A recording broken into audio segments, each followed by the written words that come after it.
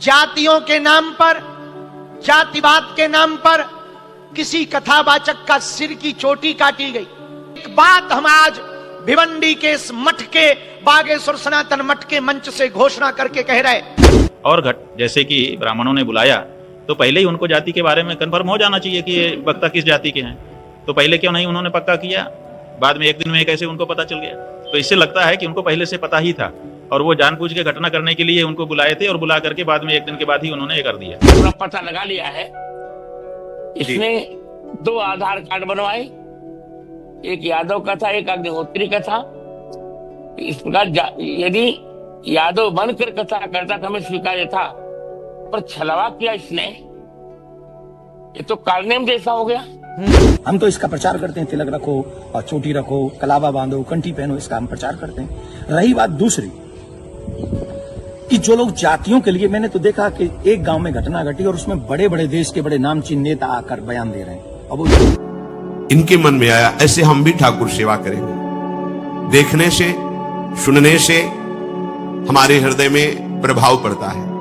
देश के हिंदुओं कान खोलकर सुनो, हम 25 दिन तक बाहर रहे, हमें ज्यादा समय नहीं मिल पाया, लेकिन हमको खबरें मिली आज आकर। कई जगह पर जातियों के नाम पर, जातिवाद के नाम पर किसी कथावाचक का सिर की चोटी काटी गई।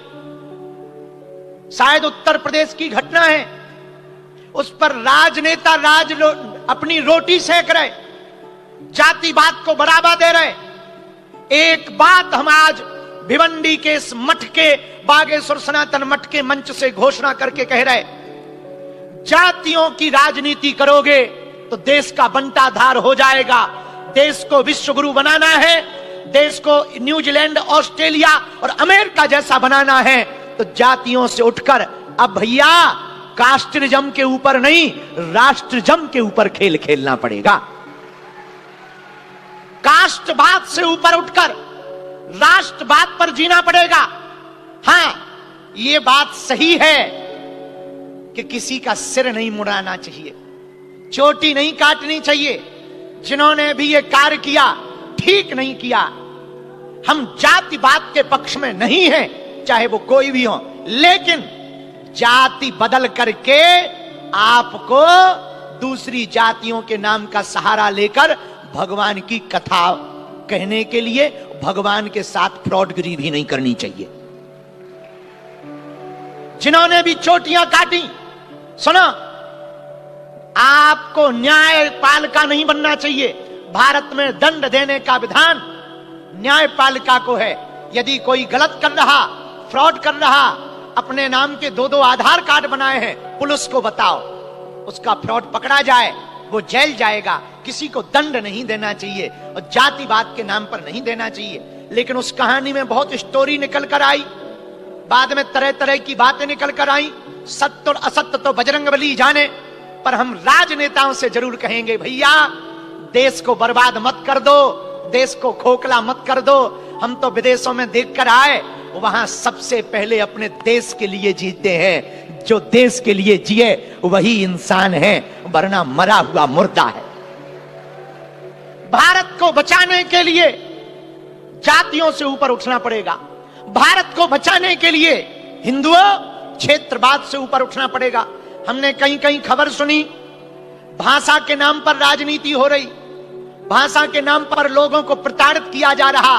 एक बात कान खोलकर हमारी वीडियो के माध्यम से सुन लो, तुम्हारी जाति अलग हो सकती, तुम्हारी भाषा अलग हो सकती, हमारी जाति अलग हो सकती, हमारी भाषा अलग हो सकती, हमारा क्षेत्र अलग हो सकता, हमारा प्रदेश अलग हो सकता, पर देश तो एक है। तिरंगा तो सबका एक है, बोलो हां या ना।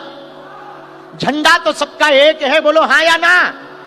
तुम्हारा मजहब अलग हो सकता, तुम्हारा प्रदेश अलग हो सकता, तुम्हारी भाषा अलग हो सकती, तुम्हारी जाति अलग हो सकती, तुम्हारा विचार अलग हो सकता, पर भैया दिल तो पक्का हिंदुस्तानी सबका एक है। और जो हिंदू हिंदू का नहीं, वो हिंदू कहलाने के लायक नहीं। हमारी बात पर बवाल बनाने वाले, तरह तरह के वीडियो बनाने वाले ठटरी के बड़े हरो, सुन लो कान खोलकर। लोगों को शुगर होती है, वो शुगर टेस्ट कराते हैं। किसी का बीपी हाई होता है, वो बीपी टेस्ट कराते हैं। हिंदू होकर के तुम्हें हमसे दिक्कत हो, तुम डीएनए टेस्ट कराओ। पर हम तो अपना कार्य छोड़ेंगे नहीं। और महाराष्ट्र के हिंदुओं, तुम भी तैयारी कर लो, वरना वो दिन दूर नहीं जब तुम्हारी भी बहन बेटी के साथ अत्याचार होगा। तब तुम पछताओगे कि हमने गुरुजी के साथ कदम से कदम नहीं मिलाया, उसका परिणाम भोग रहे। पहलगांव जैसी घटना फिर दोहराई जाएगी, वरना कन्हैयालाल दर्जी जैसी हत्या फिर की जाएगी, रामचरितमानस वरना फिर जलाई जाएगी, जातियों के नाम पर राजनीति फिर की जाएगी। हिंदुओं, यदि तुम देश को बचाना चाहते हो तो भारत को हिंदू राष्ट्र बना लो।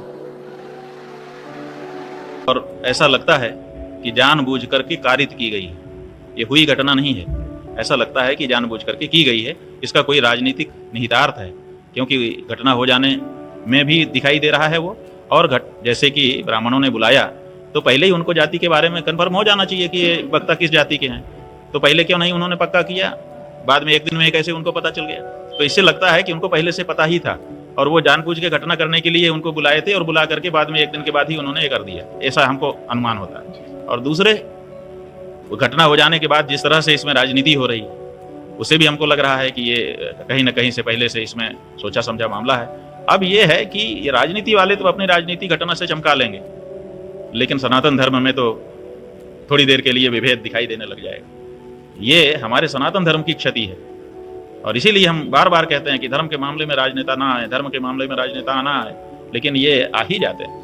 महाराज जी, व्यासपीठ से या मंच से कथा कहने का असली अधिकृत कौन है? क्या कोई एक विशेष जाति का, या सभी वर्ग के लोग कह सकते हैं? देखिए, भगवान की कथा जो है ना, वो कागभूषुंडी ने कही है। आप मनुष्य की छोड़ दीजिए, ब्राह्मण क्षत्रिय वैश्य शूद्र की छोड़ दीजिए, पक्षियों ने कही है। अब पक्षियों में भी कौवे ने कही है, ठीक है। कागभूषुंडी काक योनि में थे और उनको सुनने के लिए भगवान शिव आए थे। वो कौन सा पक्षी बन के आए थे? हंस बन के आए थे। तो हंस बन करके वो नीचे बैठे थे, सुन रहे थे। कौवा बन करके राम की कथा कागभूषुंडी जी कह रहे थे ऊपर बैठ के। रामचरितमानस में पूरा वर्णन है, पढ़ लीजिए, ठीक है। तो राम कथा का ऐसा महात्म्य है। नाली में भी अगर सोना गिरा हो तो आप क्या करेंगे? नाली में है इसलिए छोड़ देंगे? अभी हम फेंक कर देख लें, आप कहीं पर भी देख लीजिए, रास्ते चलते कोई भी उठा लेगा। क्यों? क्योंकि वो सोने के महत्व को समझता है। वो समझता है कि नाली से क्या लेना देना है, हमको सोने से मतलब है, हमको राम कथा से मतलब है। तो जो राम कथा का सच्चा प्रेमी होता है वो राम जी की कथा में आनंदित होता है। लेकिन इसी के साथ साथ कुछ हमारे यहाँ दो और कारण हैं, उनको समझने की आवश्यकता है। एक, हमारे यहाँ जो कथाएं होती हैं वो केवल राम जी के प्रेम में नहीं होती हैं। राम कथा में हमारी आकांक्षा होती है, अपनी किसी इच्छा की पूर्ति के लिए हम मान्यता करते हैं कि ये हमारी इच्छा पूरी हो जाए तो हम ये करेंगे, अथवा हम ये कर रहे हैं इसके फलस्वरूप हमको वो फल मिल जाए, माने सकाम अनुष्ठान होता है। तो जो सकाम अनुष्ठान होते हैं उनमें बड़े नियम होते हैं और उन नियमों का हमको पालन करना होता है। तो अब ये कथा भगवत प्रेम में हो रही थी कि सकाम अनुष्ठान के रूप में हो रही थी, पहले तो ये निर्णय करना पड़ेगा। अगर ये भगवत प्रेम में हो रही है तो कोई बात नहीं है, कहीं कोई कहे सब हम सुनेंगे। लेकिन अगर ये सकाम अनुष्ठान के रूप में हो रही थी तो फिर इसमें शास्त्र के नियम आ जाएंगे, और शास्त्र के नियमों में जो सकाम अनुष्ठान किसी के लिए किया जाना है उसको ब्राह्मण ही करता है, तो वहां पर ब्राह्मण अनिवार्य हो जाएगा। इसलिए ये एकदम से नहीं कहा जा सकता है कि ब्राह्मण ही करेगा कि नहीं करेगा। इसके पीछे श्रोता कौन है?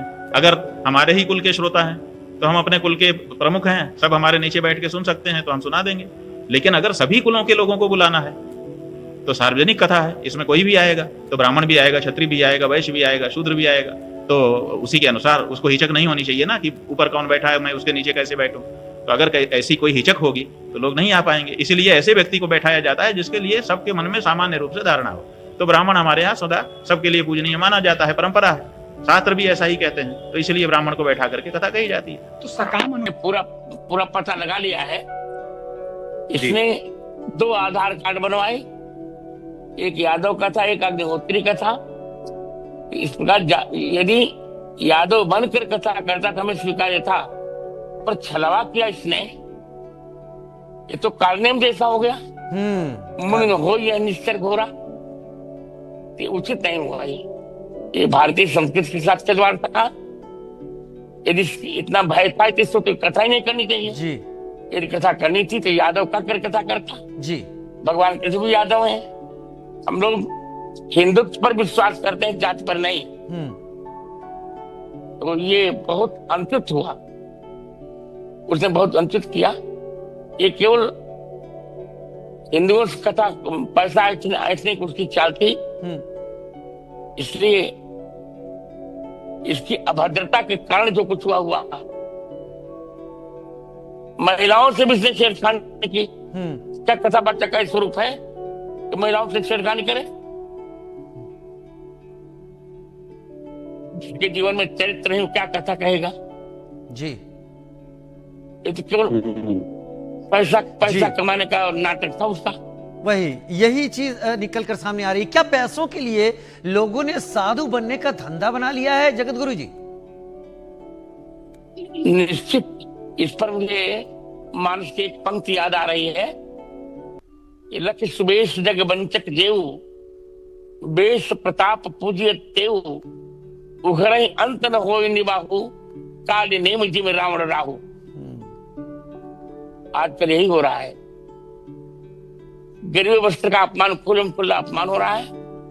गिरवा वस्त्र पहनकर बाहर से कुछ भीतर से कुछ। जी मुख में राम बगल में छुरी। मुख में राम बगल में छुरी आप कह रहे हैं, लेकिन इस वक्त समाजवादी पार्टी और आरजेडी इसको लेकर राजनीति कर रहे हैं। क्या आपको भी ऐसा ही लगता है? यही मैं भी कह रहा हूं। यादव बनकर कथा करता है तो हम सिर पर सिर माथे ले लेते। इसने यादव बनकर कथा नहीं की, छलावा किया। और सबसे बड़ा जघन्य पाप किया तो वहां की महिलाओं के साथ इसने छेड़छाड़ की। इस पर तो तेजस्वी यादव और अखिलेश यादव कुछ नहीं कर रहे। जिसके जीवन में चरित्र ही ना हो, इस पर भी तो इनको तेजस्वी यादव और अखिलेश यादव कुछ कहना चाहिए। और हमारे यहाँ सबरी का सम्मान, रसखान का सम्मान। रसखान मुसलमान थे, मुसलमान बनकर मियां रसखान कहते थे। हमने वृंदावन वन को समाधि दी। सबरी माता भिलनी थी, भगवान राम ने उनके जूठे बेर खाए। तो हम तो यही कह रहे हैं, अपनी वास्तविकता के साथ कुछ करो। जी तो छेड़छाड़ करोगे, छिपाव करोगे, इसके लिए सनातन धर्म में कोई स्थान नहीं है। सनातन धर्म में कोई स्थान नहीं छेड़छाड़ और ऐसे अभद्र आचरण के लिए। क्या राजनीतिक स्वार्थ के लिए सब हो रहा है जगत गुरु जी? देखिए, आजकल नेता कोई है ही नहीं। न इनके पास मूल्य है, न नैतिकता है, तो वोट बैंक है। मुझे तो पूरा पता लगाकर मैं विश्वस्ती से कह रहा हूं, जो कुछ हुआ इसमें पूरी इसकी गलती थी। इसको कठोरतम दंड मिलना चाहिए। मैं यही कह रहा हूं। सारे पत्रकारों का ये मैसेज आया मुझे, बहुत सारे चैनल से मुझे बुलाया गया। और मैं जातिगत बातों पर, मैं जातियों में नहीं बंधना चाहता। मैं सनातन कार्य के लिए कार्य कर रहा हूं। मैं सभी सनातनियों को जोड़ना चाहता हूं। रही बात चोटी काटने की, गलत है। किसी के भी साथ दुर्व्यवहार नहीं करना चाहिए। कोई भी किसी भी प्रकार का दुर्व्यवहार करता है वो ठीक नहीं। हम तो इसका प्रचार करते हैं, तिलक रखो और चोटी रखो, कलावा बांधो, कंठी पहनो, इसका हम प्रचार करते हैं। रही बात दूसरी कि जो लोग जातियों के लिए, मैंने तो देखा कि एक गांव में घटना घटी और उसमें बड़े बड़े देश के बड़े नामचीन नेता आकर बयान दे रहे हैं और वो जातियों के विरोध में बयान दे रहे हैं और वो वही काम कर रहे हैं जो अंग्रेजों ने किया था। मैं ये जानना चाहूंगा, अभी आप लोगों ने भी सुना होगा, मथुरा में एक कांड हुआ था। एक टेम्पो वाला पकड़ा गया था और उसने 23 लड़कियों के साथ दुर्व्यवहार किया था। उनकी वीडियो, उनकी पिक्चर्स, उनके सब है। और वो हर जाति के थे। वो बच्चियां जो थी वो हर जाति की थी। तब कहां चले गए ये सारे मर्द? क्या एक पुरुष का मान सम्मान स्त्री के मान सम्मान से ज्यादा है? हम स्त्री के मान सम्मान के लिए क्यों नहीं खड़े हुए? इसका मतलब ये नहीं मैं कह रहा हूं कि पुरुष का अपमान हो जाए तो हो जाए। अपमान किसी का नहीं होना चाहिए। जब लोग मूत्र जिहाद करते हैं, लव जिहाद करते हैं, थूक जिहाद करते हैं, तो वो जब थूकते हैं ना भोजन में, तो इसलिए नहीं थूकते कि ब्राह्मण पंडित जी जय लेंगे। उसमें सब आते हैं, पंडित जी भी आते हैं, यादव जी भी आते हैं, सिंह साहब भी आते हैं, अग्रवाल जी भी आते हैं, चौधरी साहब भी आते हैं, लिमका भी आते हैं, ढिमका भी आते हैं, सब आते हैं। वो सबके लिए थूकते हैं, वो सबके लिए मूतते हैं, वो सबकी बहन बेटियों पे नजर रखते हैं। तब क्यों नहीं बोलते हम और आप सभी? बताइए, मैं जानना चाहता हूं। ये जितने भी लोग आज विवाद कर रहे हैं, ईमानदारी से बताइए, भगवान श्री राम किस लिए आए थे? वो तो क्षत्रिय थे। भगवान श्री कृष्ण किस लिए आए? वो तो यदुवंशी थे ना। किस लिए आए थे बताइए मुझे जरा, जवाब दीजिए। जो अपनी अपनी जातियों के जो नेता बने बैठे हैं, मैं जानना चाहता हूं आपसे, जितने भी अवतार तुम्हारे सनातन में जिन पुराणों के अनुसार हुए, जिन पुराणों के अनुसार तुम अपने आप को हिंदू लिखते हो, किसके लिए अवतार हुए थे वो? धर्म की स्थापना के लिए हुए थे। और धर्म की स्थापना करना ही हम सबका दायित्व है कि हम इस देश में धर्म की स्थापना करें, ना कि धर्म का खंडन करें। हम सबको चाहिए कि एक साथ रहकर अपने धर्म का सम्मान करें, अपने धर्म को बढ़ाएं, अपने देश को बचाएं। ये हम लोगों की ड्यूटी होनी चाहिए। और जितने भी यदुवंशी सुन रहे हैं ना, my dear listen to me, निश्चित तौर पे मेरा जन्म जो है ब्राह्मण कुल में हुआ है, लेकिन आपको एक और बात बता दूं, यदुवंशी मेरे हैं सब। पूछिए कैसे? भगवान श्री कृष्ण का नामकरण जिन ऋषि ने किया था, गर्गः पुरोहितो राजन यदु नाम सुमहातप, मैं गर्गाचार्य जी का वंशज हूं। क्या मैं आपका बुरा चाहूंगा? क्या मैं जाटवों का बुरा चाहूंगा? मैं चौधरियों का बुरा चाहूंगा? मैं बनियाओं का बुरा चाहूंगा? किसी का बुरा नहीं चाहता। मैं आप सबका भला चाहता हूं और इस देश का भला चाहता हूं। अगर आपको ईमानदारी से अपने इष्ट में निष्ठा है, राम में, कृष्ण में, परशुराम में, हनुमान में, देवी में, देवता में, तो आप शास्त्रों के बताए हुए मार्ग पर चलिए और धर्म का पालन कीजिए और उन विधर्मियों से लड़ने के लिए तैयार हो जाइए जो हमारे देश में जाति का जहर घोलकर, कई बड़े बड़े नेता हैं जाति के नाम पे कूद पड़े, बस चुनाव की सभाओं में बोल रहे हैं, चुनाव की एक कथा, अरे तुम्हारा इस नाम पे वोट लोगे। लेकिन महाराज जी, सवाल ये आ रहा है कि ब्राह्मणों के अलावा और कोई समाज का व्यक्ति कथा कर सकता है कि नहीं कर सकता? क्यों नहीं कर सकता भाई? कथा प्रवचन कहीं भी करे। हम अपने बच्चों को कहानियां सुनाते, कथा सुनाते हैं, क्या बुराई है? हर एक जाति के व्यक्ति, मम्मी पापा दादी दादा नानी नाना तो अपनी जाति के होंगे ना, कहानी सुनाए, कथा सुनाए, कोई बुराई नहीं है। लेकिन व्यासपीठ पर बैठ के सप्ताह करना, देखिए उसकी विधा, हम शास्त्रों की बात करेंगे, यहां मैं अपनी बात नहीं करूंगा। मैं ब्राह्मण कुल में मेरा जन्म हुआ है, लेकिन कितने ऐसे कार्य हैं जो मैं खुद नहीं करता। जैसे यज्ञ कराना मैं नहीं करता क्योंकि उसमें मेरी नॉलेज नहीं है। वो विवाह कराना वो मैं कार्य नहीं करता। अंतिम संस्कार में भी जो 16 संस्कारों में से एक है, मैं वो नहीं करता। जो चीज मेरे हाथ में नहीं है वो मैं नहीं कर सकता, और जो मेरे हाथ में है वो मैं कर सकता हूं। जब हम भागवत करते हैं, एक अनुष्ठान करते हैं, अनुष्ठान को अनुष्ठान रहने दीजिए। सत्संग, प्रवचन, रामायण इत्यादि हम सब करें, कौन रोकने वाला है? और कितने ऐसे लोग हैं जो ब्राह्मण नहीं है वो भी कथा कर रहे हैं। हमारे यहाँ तो मुस्लिम भी राम कथा करके गए हैं और हमने उनको स्वीकार किया। रसखान को हमने स्वीकार किया है, रसखान के पद हम लोग गाते हैं। तो इसमें जाति के चक्कर मत पड़िए, जाति बंधन मत फैलाइए। मैं हाथ जोड़ के प्रार्थना करता हूँ, आइए हम सब एक हों, सनातन देश और धर्म और आने वाली पीढ़ी को बचाएं, यही हमारा दायित्व है। जय श्री राम। देखिए महाराज जी, एक सवाल और कि उनपे आरोप लग रहा है कि छेड़छाड़ की उस घटना में शामिल पाई गई। देखिए, न तो ये काम देवी नंदन का है और न काम ये अखिलेश का और तेज प्रताप जी का है। जो चीजें हुई हैं, अब कह रहे हैं कि 2 आधार कार्ड मिले हैं, कोई कह रहा है उनको छेड़खानी हुई है, जो कोई कह रहा है उनकी चोटी काटी, उनका अपमान किया गया। तो इसके लिए संविधान है, इसके लिए प्रशासन है, हमें बांटना नहीं है। प्रशासन अपना काम करे, जहां जो जिसकी गलती हो उसे सजा दे।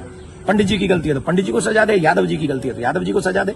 लेकिन जो बड़े बड़े लोग हैं, जो बड़े बड़े पदों पर बैठे हैं, उन लोगों को जातिवाद फैलाकर समाज को लड़ाना नहीं चाहिए, ये अच्छी बात नहीं। धन्यवाद। महात्मा जन आते रहते थे और महात्माओं का कार्य ही होता है निरंतर अपने प्रभु की सेवा और सुमिरन में मगन रहना। सेवा सुमिरन ये बहुत बड़ी सामर्थ्य है। अगर हम हर समय सेवा और सुमिरन में रहें तो कभी कोई माया प्रपंच हमें परास्त नहीं कर सकता। जहां हम सेवा सुमिरन से अलग हुए वहीं माया का प्रभाव पड़ता है। भगवान का शालिग्राम स्वरूप उनके पास था, वो भाव से सेवा कर रहे थे और नवीन अवस्था की कोमल हृदय वाली ये दोनों सखियां देख रही थी। इनके मन में आया ऐसे हम भी ठाकुर सेवा करेंगे। देखने से, सुनने से हमारे हृदय में प्रभाव पड़ता है। गंदी बातें देखेंगे, गंदी बातें सुनेंगे, उसी का चिंतन होगा, हृदय गंदे आचरणों की प्रेरणा वाला बन जाएगा। अगर हम भागवतिक बातें सुनेंगे, भागवतिक दर्शन करेंगे तो भागवतिक चिंतन होगा, हृदय भागवतिक प्रेरणा वाला बन जाएगा। कई दिन संत भगवान रुके, रोज सेवा कीर्तन कथा, सरल हृदया।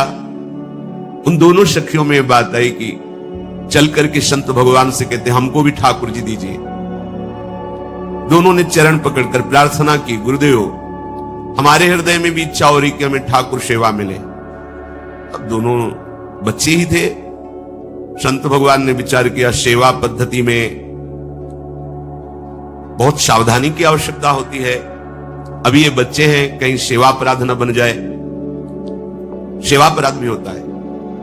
उपासना में चलने वाले उपासक को सेवा अपराध और उप सेवा अपराध 32 ये 64 इन पर सावधान रहना चाहिए, ये गलती नहीं होनी चाहिए।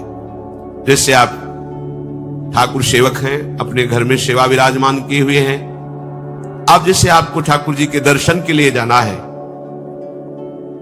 जहां तक ठाकुर जी के दर्शन करने के लिए जाना है, हो सके तो पादुका ना पहने, नंगे पैर दर्शन करने जाए। यदि आप में ऐसी सामर्थ्य नहीं है किसी कारण से, तो सीढ़ियों में पादुका नहीं पहनना चाहिए। जहां से मंदिर की सीढ़ियां हैं, पादुका उतार कर माथा रखकर सीढ़ी में फिर चढ़ना चाहिए। खड़ाओं या पादुका पहन करके श्री विग्रह के दर्शन करने के लिए जाने में फिर अपराध लगता है।